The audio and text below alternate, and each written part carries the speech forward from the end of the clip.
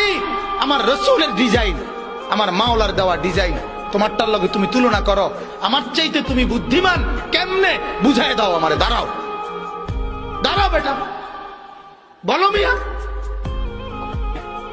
কোরআনুল কারীমে আছে আল্লাহ তাআলা বলেন, ওয়ালাকাদ খালাকনাকুম সুম্মা সাওয়ারনাকুম, বান্দা আমি তোমাকে বানিয়েছি, আমি তোমাকে সাজিয়েছি। বানাইছে কে? সাজাইছে কে? এটা কোরআন। আল্লাহ বলে আমি বানিয়েছি, আমি সাজিয়েছি। আমার সাজের চাইতে উত্তম সাজ হইতে সিবগাতাল্লাহ ওয়া মান আহসানু মিনাল্লাহি সিবগা।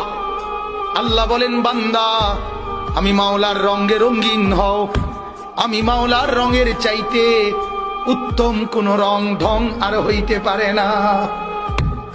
যদি বলেন মাওলা কোনটা আপনার রং, কোনটা আপনার ঢং, আল্লাহ বলবেন লাকাদ কানা লাকুম ফি রাসূলিল্লাহি উসওয়াতুন হাসানা।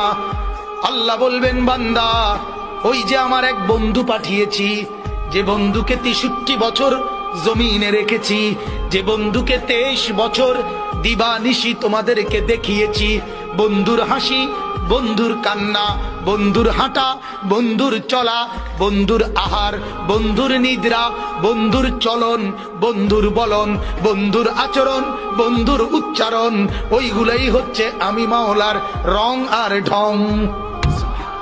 সে বন্ধুকে মুহাম্মাদুর রাসূলুল্লাহ সাল্লাল্লাহু আলাইহি ওয়াসাল্লাম। আল্লাহ বলেন বন্ধুকে দেখো, বন্ধুর মতো সাজো, আমি মাওলার মহব্বত পেয়ে যাবা। সুবহানাল্লাহ।